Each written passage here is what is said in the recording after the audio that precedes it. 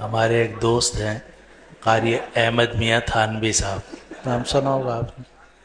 تو ان کے بیٹے کچھ عرصے پہلے یہاں پڑھنے آئے، تو وہ بھی یہاں درس میں شریک رہے، دورہ انہوں نے یہاں سے کیا. تو مجھ سے کہنے لگے کہ استاد جی یہ جو حدیث شریف ہے اس کو تلاوت کے انداز سے پڑھنا درست ہے یا نہیں؟ مولانا آواز آ رہی ہے؟ میں نے کہا نہیں بھائی، دونوں میں فرق ہونا چاہیے. قرآن مجید کی تلاوت میں اور حدیث شریف کے اس میں فرق ہونا مناسب ہے، کیونکہ قرآن ہے، اللہ کا کلام ہے، وحی مطلوب ہے.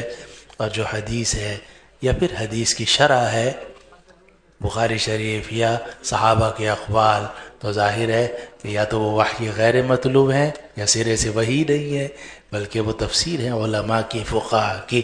تو اس لیے میں نے ان سے تو یہی عرض کیا کہ آپ کی بات ٹھیک ہے، تلاوت اور حدیث کے اندر، تلاوت قرآن اور حدیث کے اندر فرق ہونا چاہیے.